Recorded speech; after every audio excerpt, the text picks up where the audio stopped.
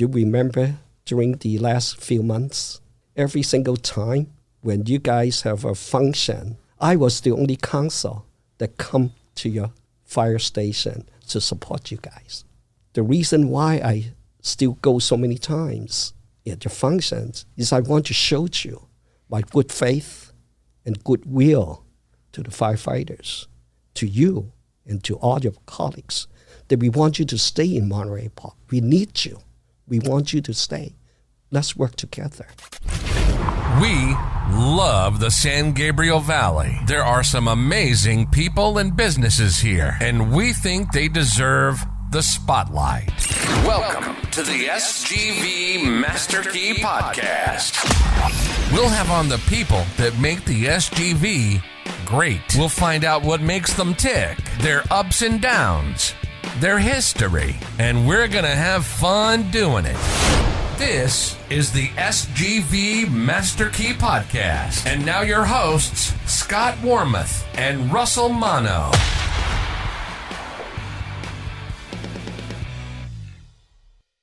All right, SGVers, welcome back to another episode of the SGV Master Key Podcast. I really enjoy these episodes. I hope you do too. Thank you for tuning in, and we are excited to bring you another guest from right here in the San Gabriel Valley. Before we get started, don't forget that we've partnered with San Gabriel Valley Now, your source for city news, announcements, events, special savings, and everything SGV. Go check them out on Instagram, sgv.now, and read their new magazine, SGV Now, on their website. Well, Scott, I've never been a person to pursue government or leading the people. I know that you have, and it's what is your experience with that? Without going into the whole detail of what we went through, Well, I grew up in a family where my father was always involved in the community, always visible, I would say, always doing something, and he ran for office, public office, and unfortunately he came in third. But, it's a commitment that people make, and it's really to be admired because you do give up some of your personal space, to represent people in the community and work for the people in the community. So, I really respect people who do that. And it's not easy because there's a little bit of a game about it. You have to run for office, right? You have to be elected. It's not an easy thing to do. But at the end of it all, then you're serving the people. And you're not only speaking from the knowledge of your father, but you yourself had experience. You started your campaign at 17 and you were elected at 18. Yeah, I actually was an elected city councilman at age 18. And I look back and, yeah, it's kind of hard to believe that I really did that. But yeah, it was, that was kind of the family and the sort of circumstances I was brought up in, Well, I think for almost any profession, it's easy to critique from the outside and to, point out some flaws, but you don't know what it's like until you're actually, doing it, right? And you have a greater admiration and respect for the people who actually do it, because it is difficult and it is a challenge, and you sort of have to give something of yourself more than just time, right? Right. And we have a guest today. I'll leave the introduction to you, but he termed out as a city councilman, which means he served his maximum time that he could serve. And he was a 3-time mayor of the city of Monterey Park. So he really stands out in Monterey Park history as one of only 6 persons who was a mayor that many times. Well, that's a great introduction, so I'll let you continue, Scott. Yeah. Well, our guest today is Peter Chan. Thank you for coming. Thank you, Scott. Yeah. Thank you, Russell, for inviting me to your show. Right. Welcome to the show, Peter. So, this is called the SGV Master Key. So what is your connection to the San Gabriel Valley? Go back a long time. Well, I'm an immigrant from Hong Kong. I immigrated in 1969, and I went to University of Wisconsin. Don't ask me why. I don't know why. But I'll tell you why, because it's a great university that my son and daughter-in-law both are getting graduate degrees in right now. Oh, that's so great. you lived in Madison. Exactly. Oh, wow. Exactly. My father went there. And your father went there. okay. Yeah, he is a Wisconsin Badgers. Badgers. Right. Yeah. Right, Yeah. right. So that was a great experience. And then in the summer of 71, I had a friend who studies in USC. So I came down in the summer to find a summer job and stay in his house in Monterey Park, in his apartment. And that's why I fell in love with Monterey Park. And I like, Monterey Park is a nice place. And of course, the weather was good. And so after graduation in 74, I moved down to California right away and stay in Monterey Park until now. Wow. My father may have been there when you were there. I think he may have been there in 66, started going there. I see. So he may be, when I go there in 69 Yeah, he may have until still been 74, there. so maybe when I come in, he's graduating at that time. He has some stories of some really extreme racism there, though, in Wisconsin. That depends on the person. Is that to me, as a foreign student, and at the time, my English is not as good as now, and I have to study, English as the second language, that kind of things, and improve my English. But the thing is, for racism is concerned, I think it all depends on the persons. If you take what it is and accept what it is, then it's okay.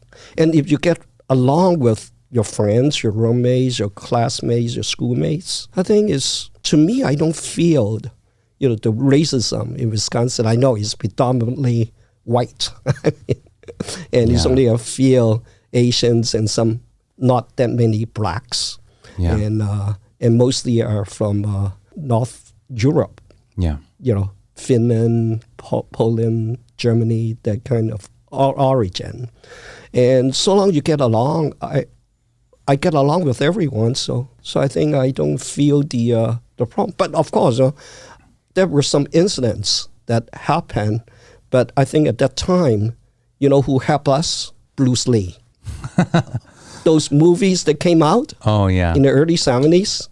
And so they thought we all know Kung Fu. They thought we were martial artists. And so that helps a lot. And we play along. Pretend that we are masters. So they leave us alone. So you made your first introduction to the United States was going to college in Wisconsin. Right. Wow. Okay. And then you made your way to Monterey Park, decided to move there right away. Right. And then what happens next in your journey?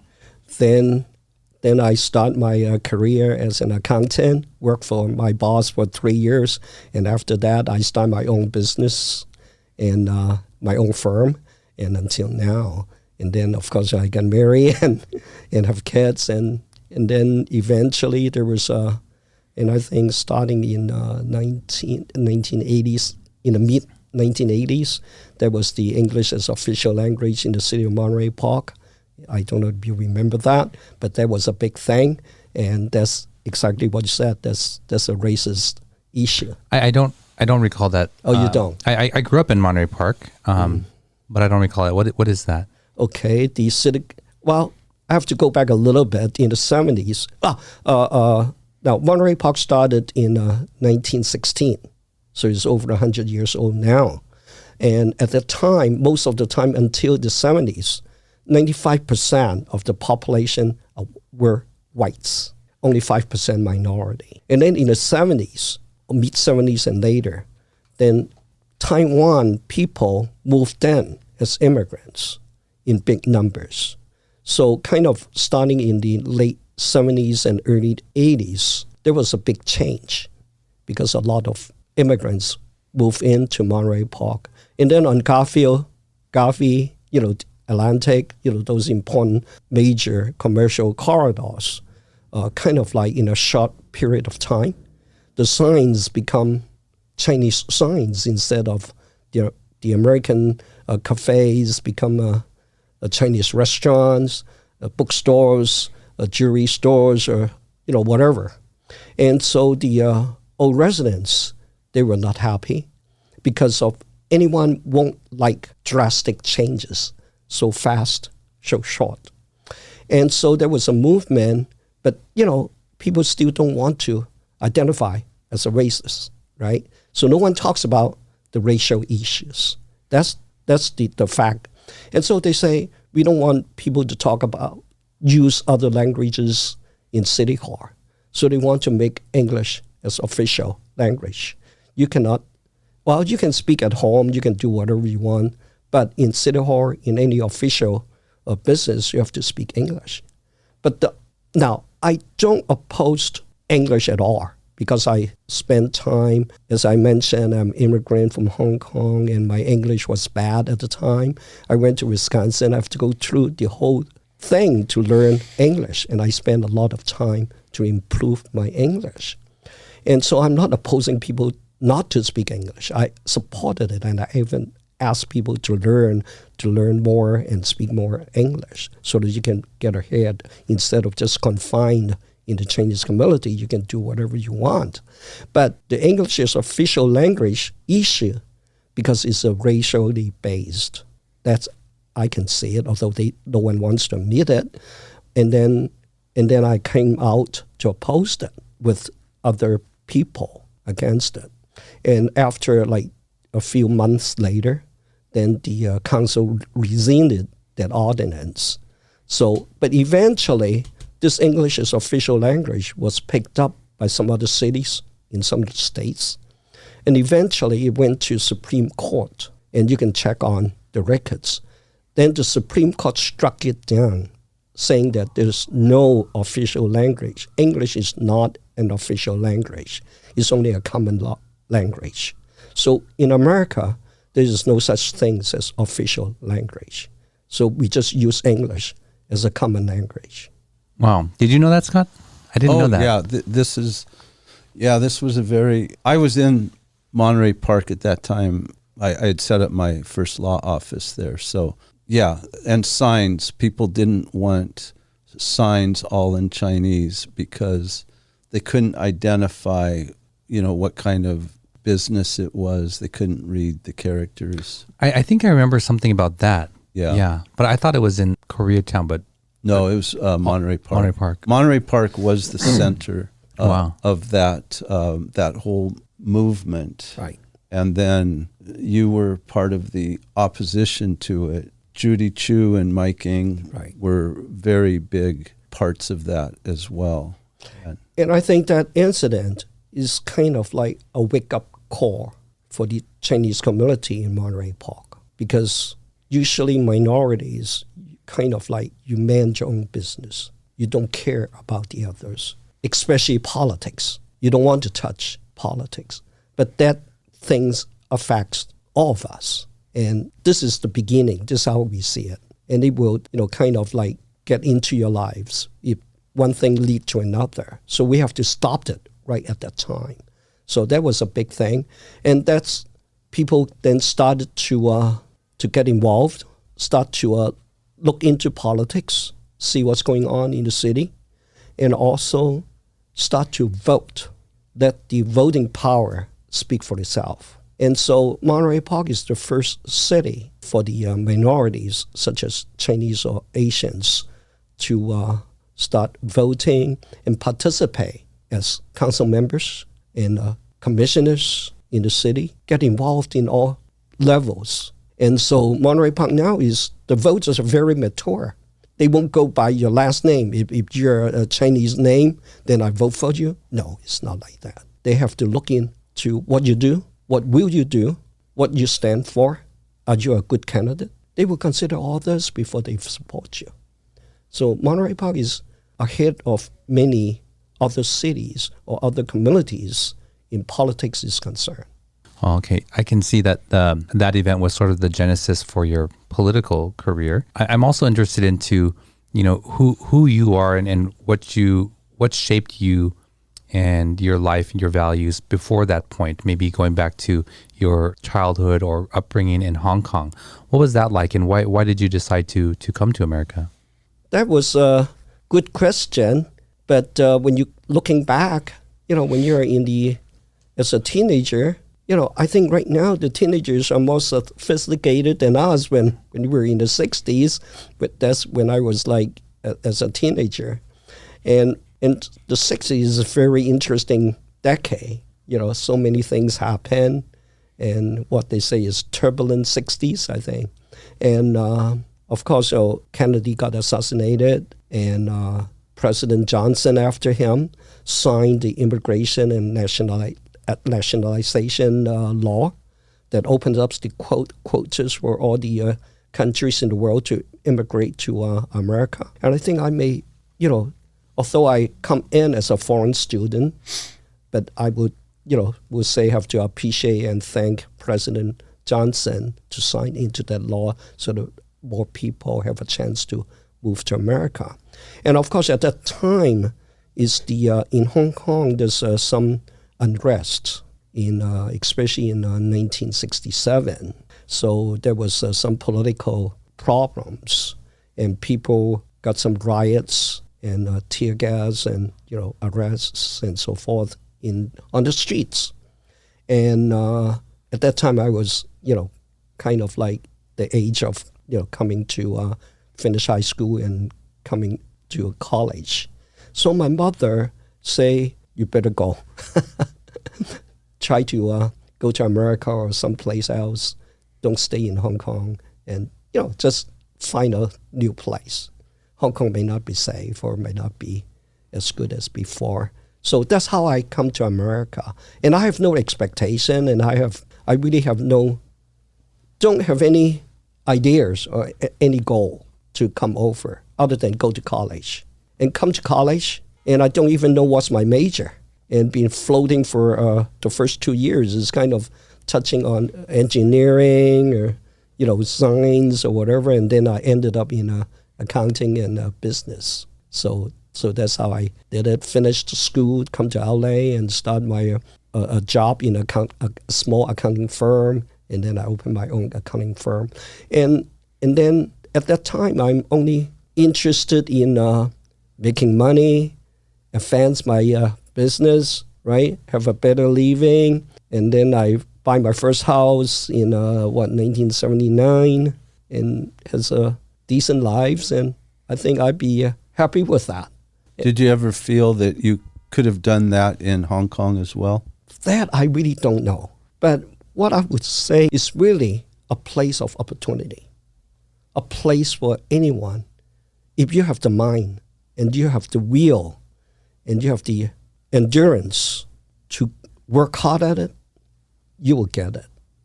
But of course, I understand a lot of people did not achieve their goals eventually, no matter how hard they do. Depends on their luck. But here in America, the opportunity is greater than the other parts of the world. That's how I feel. If I were in some other countries as a new immigrant, first-generation immigrant, I don't think I can be a council person. I don't think I can be a mayor. I may be a technocrat or, some people working in the office or working for council members or working for government, maybe. But as the leadership, it will be difficult.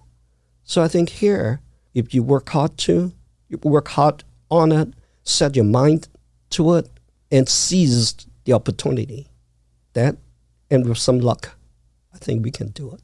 Did your parents ever come over? Oh yeah, they did. Yeah. But they didn't like to stay here because their friends there, the easier move around in Hong Kong and better food, and and so they came here to visit the grandsons, of course, visit me, and we went back to visit them, and they didn't like to stay. Did you go back very often to Hong Kong? Oh yeah. Enjoy the food? Right. But not lately because of the COVID and the situation, so it's not It's easy. kind of, I guess it's kind of a political situation, what's happening in Hong Kong. Right. Some people would say it's not as pleasant as it once was. Yeah. Yeah. I never been there, after last time I was there was 2019, so I don't know. Yeah. Peter, can you talk a little bit about what your journey was like to develop your business in Monterey Park? I know you said you were trying to build money and build a life. What was that like building it at that time when Monterey Park was maybe starting to develop as a predominantly Asian community? Now, my office is in Chinatown. Oh, okay. Not in Monterey Park. And I was very fortunate. I'll say I've been, well, it's better to be lucky than whatever. I started my business in 1977. And at that time, the Vietnamese refugees came over, starting in 1975. So when they come in for the first 2 years, of course, they just trying to get by and know the place, see where it is, what's Los Angeles is all about, that kind of things. After 2 years, they start to open up their own business. So I started my accounting office. They started the grocery stores, sewing factories, whatever, donut shops, restaurants, and stuff. And I'm just coming in at the right place at the right time. So they need accountants. I need clients. That's it. Easy connection, easy fix. And I helped them, and they started to grow and expand. Then my business started to grow and expand together with them. And then I gained the trust from the owners. You start with a small grocery store, small, restaurants or whatever. And then when their relatives, their friends start their own business, then they come back to Peter. So my business start to grow. That's why I say it's better to be lucky. So I'll say I'm in the right place at the right time. You mentioned Vietnamese immigrants. Do you also speak Vietnamese? No. Are these the Chinese? Yes. Chinese living in Vietnam. They're ethnically, culturally Chinese, but they speak Chinese as well. I see. Okay. Yeah. So then your accounting firm is flourishing or growing. And when you started to go into politics in this moment, when was that moment where you decided you wanted to, fully go after that? Or was there a moment when that happened? Slowly, very slowly. As I said, started with the English as official language. But once you get into the politics, it's one thing lead to another. There's many other things, little things, big things happen. And then in the early 90s, if I don't, remember, wrongly, is that there was some police brutality case. And I started to work on that case and work with the police. And instead of talking about the police brutality, I managed to trick it as the relationship between the police and the communities. And that got the support of the council at the time. And so the council directed me, the police chief, to work on the relationship, to man the relationship. Because in the council meeting, I mentioned, I'm not talking about the case, the police brutality case, but I want to start because we need the police. The police need us as well. So we have to work together to make this community a better place for everyone to live in and everyone buy in. So I work with the police chief, and then he assigned some young police officers to work with us. And so we use that brutality case as a model, as the background of a performance, and change it a little bit and add in some other stuff, and have a performance in City Hall. On that night of the performance, County Sheriff, the Alhambra Police, San Gabriel Police Department, El Monte, they all sent representatives to come to see the performance. And it was a great success. And so then of course, pretty much at the same time, LAPD at the same time start the community policing. We just matched at the time. So LAPD came, sheriff came, and so we did a lot and improved the community relations with the police. And eventually, three young officers that help us to put the show together and work together.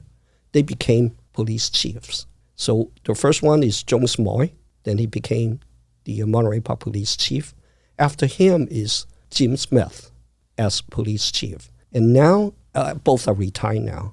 And then Gene Harris, he became San Gabriel police chief, still working there now. So you can see this, how it develops. In fact, if I'm not mistaken, wasn't he named the Pasadena police chief? No. Not Gene Harris. No, Gene Harris is San Gabriel. Okay. Uh-huh. Okay. He's the present San Gabriel police Okay. chief. So we're still in touch, and we still see each other time and again. And so that is the second thing that get me into politics deeper and deeper. Then I decided to, since I work on so many things in the community, and I know so many people, may as well I join in the race and see if I can get it, if I can do something better for the people. So that's why I run for the city council. For city council. And what year was that? That was 2013. 2013. Yeah, but I did run before and lost. Oh. How many times did you run and lose? I ran 3 times and lost, and then the 4th time I succeeded. Wow. That's 2013. You were pretty determined. Yeah, and persistent. Yeah. I was kind of like gave up at the end, but then Really? Somehow things happen, and that's why I say, you have to come in at the right place at the right time. And I think 2013, that is the right place, right time for me. And so I got the election. And then that was a 4-year term? Right. And re-elected in 17? 17. And then you've just left. Right. Just and termed out. It's supposed to be 4 years, right? So altogether should be 8 years. But because of the change of the state law from odd years election, Yeah, right. get to even year election, so I got 1 more year extension.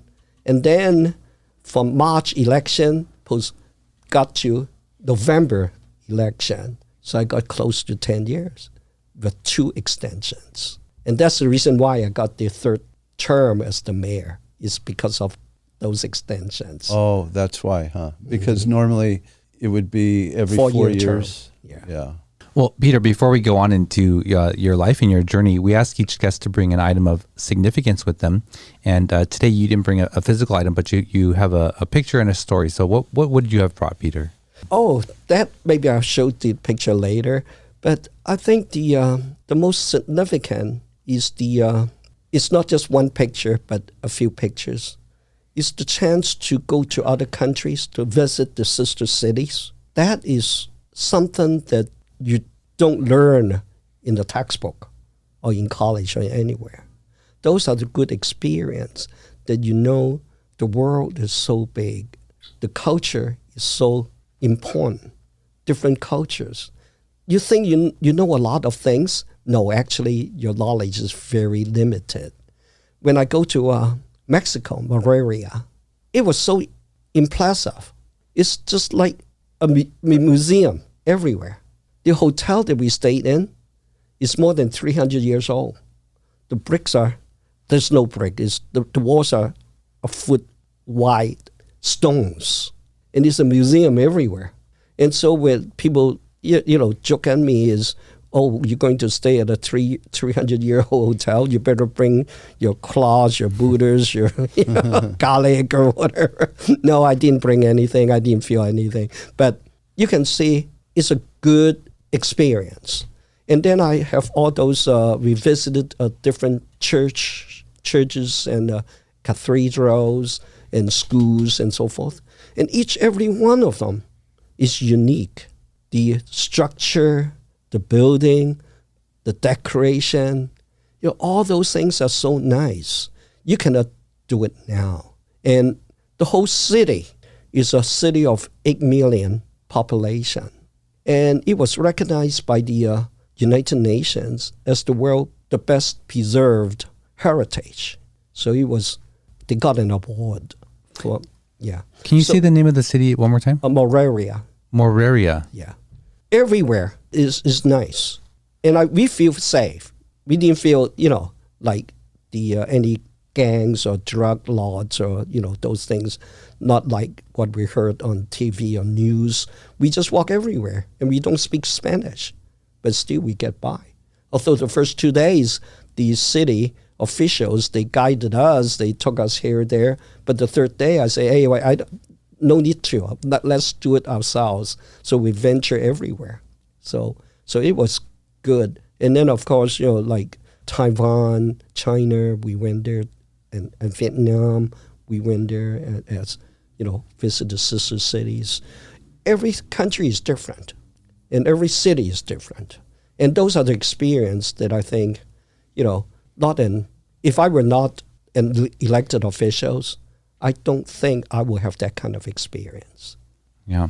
I want to look online now and see this city with the 300-year-old hotel and everything preserved. Yes, I have the pictures for that. So I believe you said you slowly, step by step, you started getting more and more involved into politics, and then you became an elected official. Before we get into what that was like in your 10 years serving the people in the city of Monterey Park, let's take a quick break, and we'll be right back. At Wormuth Law, they believe that just because you speak a foreign language, come from a different culture, or simply don't know how to navigate the legal system, that should not prevent you from compensation from injury or receiving benefits. Their multicultural staff have been helping SGVers like you for over 38 years. Visit law888.com or call them at 626-784-7017 and tell them you heard about them on this podcast. All right, welcome back. Before the break, we were talking about Peter Chan and his journey to become mayor of Monterey Park, and we're going to get into what that decade was like as mayor. But before that, we're going to go into our segment here with the Like You cards. If you're familiar with the show, we've been doing this for about 5 weeks now, and you can find these cards. I think they're on Instagram at Like You cards. Here we go. There are 2 questions. One's rather light and one's a little bit deeper. And so let's see. There are 2 questions are, if you could speak any language, what would it be? Second question is, if you could rid the world of one piece of modern technology, what would it be? So a little bit deeper there. Scott, I'll let you go first.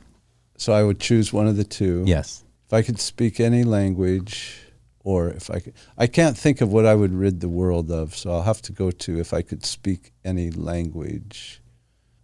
The easiest answer is Chinese, but I don't know that that's the one I would take.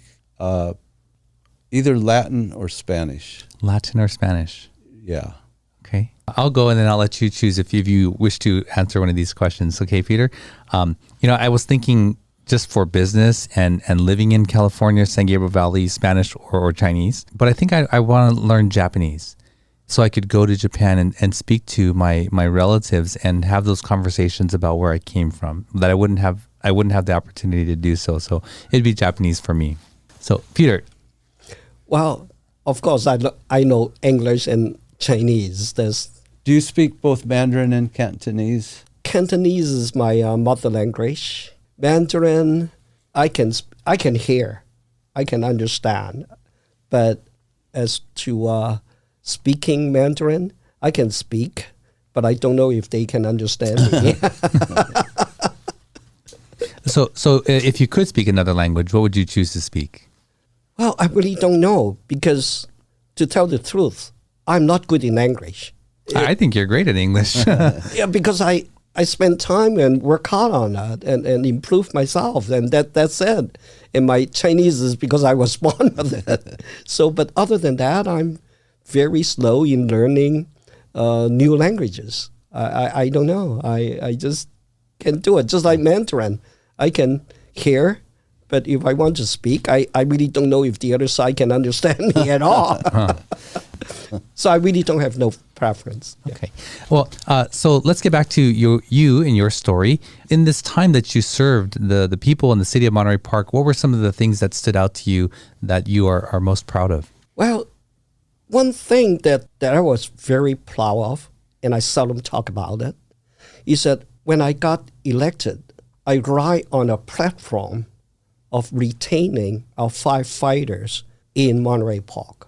Because before that, the firefighters would like to go to LA County, and let LA County Fire Department take over the fire service for the city of Monterey Park. And that divides the city, divides the council. And the city was split and infightings and not working together. And so that was a bad situation at the time. So when I got in, the first thing first that I did, or the council did, is to put a voting date. Let the residents decide if the firefighters will go away or stay in the city. So we said, that's the first council meeting. So we set the date in July of 2013, a special election, so the residents will decide if they go or not. So my platform is to have our own fire departments under the city's jurisdiction, not going to the county. That's my platform, and that's how I got into the council seat. So for the next 4 months, we've been doing campaigns for that is called Measure FF. And so eventually in July, it's decided 62% for them to stay. So they stay. And then after that, let it sit for, a few, 2 to 3 weeks. And then I sent an email to the fire chief at the time. I say, hey, let's meet for lunch. No conditions, no agenda, no nothing, just one-on-one, you and I, let's talk. That's all. So he came in for lunch, and we had lunch, and I asked him that, hey, we've been fighting for, a long time, that you're going away or not going away, and the city is split up and everything is not good. So why don't we just turn the page, forget about everything, let the past be gone, don't worry about it. Let's flip it and start working together for the good of the city and for the people. And the answer I got was nothing to do with me. I'm just waiting for my retirement. Oh, gosh. Wow. In 1 or 2 months, I'm gone, so I'm not the person to talk with. So I don't care. I have nothing to do with it. Then I have to say, okay, can you refer me to someone that I can talk to and resolve this matter? And he said, okay, I'll get you someone. So pretty fast. He acted very good. And then the next day, I received an email from the new Fire Association president. The previous president of the Fire Association, maybe because he spent a lot of money in a campaign and lost. And the firefighters actually, most of them, they want to go county. But so they spent a lot of money in the campaign, but they lost. So maybe because of that, he resigned or forced to go away. So then it's the new guy became the president. So the new guy and me, so since we are not in any conflict, I didn't know him, he may recognize me, but we have no history. So he's kind of like blank. So he wrote me a letter, not too polite, I still remember. And he said, you kind of like, you request a meeting to meet with me. And is that true? That kind of things, not that polite, but it's okay. So I replied right away, yes, I request a meeting with you. No agendas, no conditions, no nothing. We just talk. So one-on-one, emphasize that. So then we went to the lunch, and firefighters. I think he's at least 6'4", 200 something pounds. So he is at least, if not 3 times, at least twice bigger than I, and a lot taller than I. So we came in, and he put on a stone cold face and built a wall around him, and I start my pitch to, hey, let's work together, for the sake of the city, for this and that, and no motion at all, stone cold. And then we spend like half an hour, no nothing, no matter what I say, no matter what I do, no nothing, stone cold. Then I start to talk to him. I say, hey, do you remember during the last few months, every single time when you guys have a function in the fire department, regardless it's open house or any other small or big functions, I was the only council that come to your fire station to support you guys. And then he stopped and he said, yes, every single time you were the only council that came. Then I continued to say, do you remember you guys treat me bad? They did, because we're on the different side. So they were cold. They don't want to, even greet me. And I was the council member. I supposed to be their boss, right? In politically. But they really did not have the courtesy to treat me as a council member. But they did not, beat me up or do anything crazy, of course. It's not like that. But they just stay away from me and that kind of things. But he understood that. Then I saw a little softer because they did something wrong. He in his mind, that's not the right way to treat your council member, as a firefighter.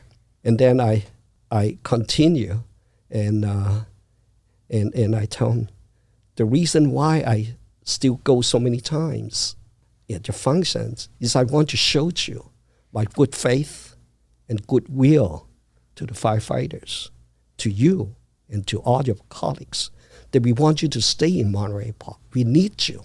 We want you to stay. Let's work together. Then, because those are histories that you cannot change it. It was there. So he softened, a lot and a little bit maybe embarrassed or somewhat. So I seized the opportunity.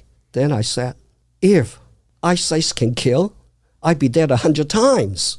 So he cracked up and laughed at that statement. Because at that time they look at me pretty bad. So that's why I say, if eyesight can kill, I'd be dead. You guys have already killed me. And so he cracked up and laughed. Once you laughed, there's no turning back. Then he stood up, shook my hand, and say, okay, Peter, let's work together. And he is the present fire chief now at Holly. Wow, so that does show your persistence. Right. So you had a way of showing and proving to somebody that you were in good faith. And you have to be like that as a politician, don't Right. you? And I think you have to have a good plan, because I plan on it. And that's why whenever they have a function, regardless of big or small, I took away from the other responsibility or appointments, but purposely going there by myself to support them. That's my plan. Do you think you could be successful in Washington, D.C. today? I'm too old now. Oh, you don't care. You're retiring, just like that fire chief was, right? That was a great story, by the way, and I'm glad you got to share that and get that out there. I learned a little bit about you in what it must take to run for office multiple times.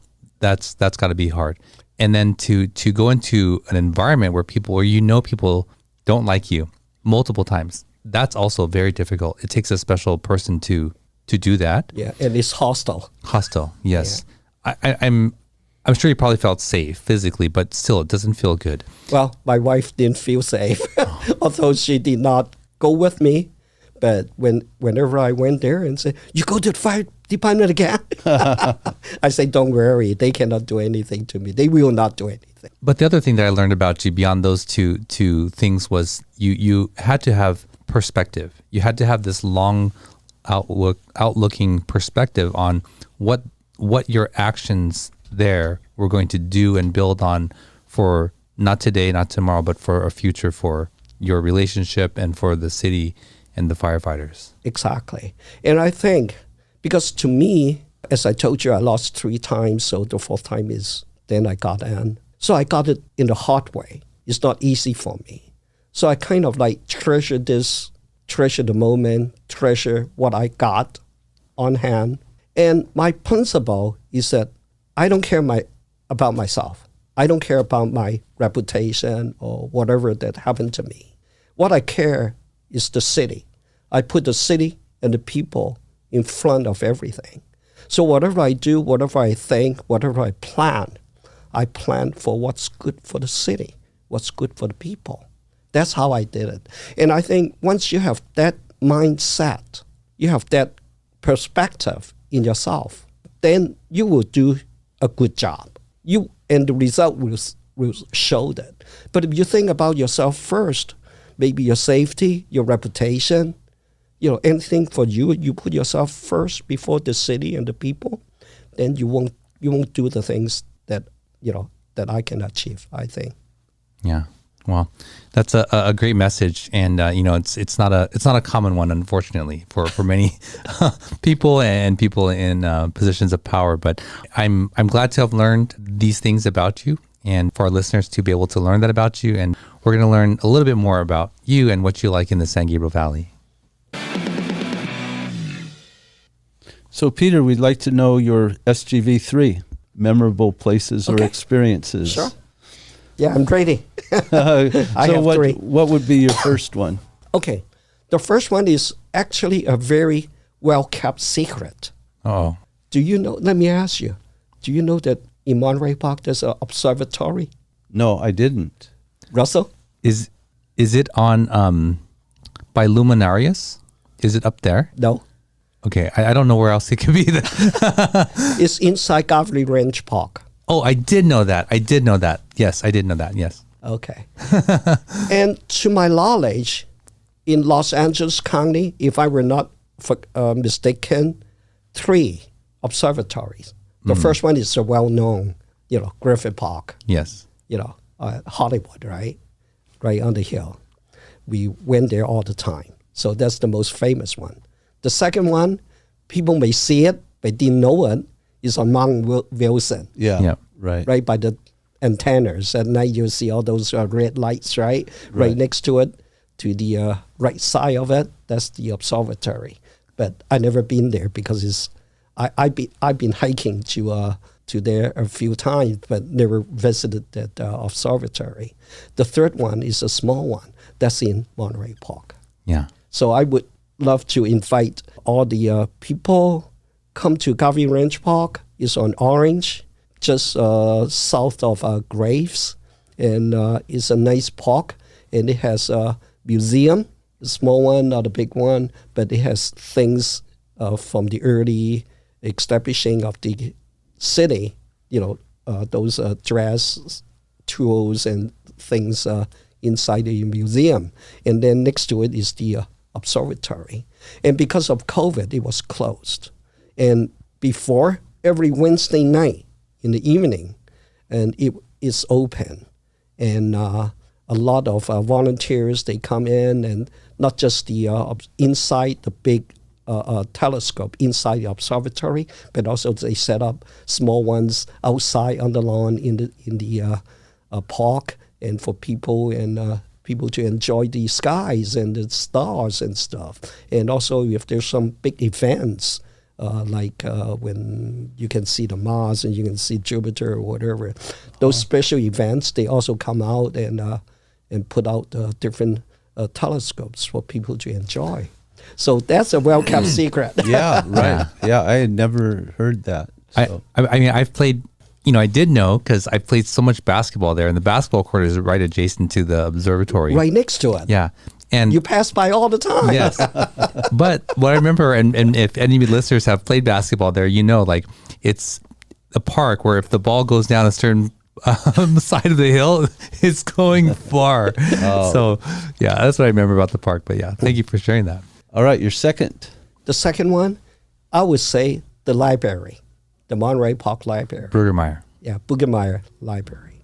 Because that one has all different kinds of languages. There's a section, international language. Yeah, magazines, books in different language. And so I would like to ask people, when you have time, go visit the library. It's free. It's the public library. And just Go there. It's a good. A lot of good events are held there, or talks and. Right. And it's been renovated beautifully, the exterior, right? In recent years. Actually, the old building, the remain of the old building is only 3 walls. Oh. On the so that the library can apply for the renovation money. Was that done under your 8-year or 10 No, years? I was the board of trustees for the library. Oh, okay. So that's the time that we rebuilt the library. Those are 2 things from my childhood: the Garvey Ranch Park, and then I went to Inez, and I used to play at Barnes Park, and then I would go to the library, and my mom would pick me up there. So I spent years there at the library. I would walk to, it used to be Baskin Robbins and Chano's right there. I don't know what is there anymore on that hill on Garfield. Yeah, I mean those are Right. childhood memories for me at the Brueggemeyer Library. Yeah, and then there's a French room, and they have activities kind of like every weekend. And, Friends room. In the French room, inside the library. And they show movies and different presentations and so forth. And I met some stars came to talk about the movies and stuff. And so that was great thing. And once I showed Bruce Lee's, Robert Lee is Bruce Lee's brother, right? And actually he's my schoolmate. Oh. So I know him long time. So he had a movie, My Brother Bruce Lee. So I showed that movie in the French room. It was a pack. Wow. Yeah. So, and then afterwards, and we had questions and answer. I interviewed him, and it was a great success. Yeah. Wow. So that's my second pick. The third one is the restaurants. Well, because we all like to eat. Now, I'm not talking about any particular restaurant. I'll say any restaurants in Monterey Park is good. I have reason for that. Okay. Because competition is so fierce. You must have good food, good price in order to survive. I don't care if it's Chinese, Japanese, Mexican, any kind of food. They have, in order to survive in Monterey Park, it has to be good food. If it is not, they already close the doors. They cannot survive. So just walk in anyone and you will have some surprises. So just pick anyone, especially those things that you don't know. You don't know what they are. Try them. It's a good experience. Yeah, we often talk about the food culture here in San Gabriel Valley, but if I had to narrow it down to a city that had, really great restaurants, definitely Monterey Park has a lot of great restaurants. And varieties. Yeah.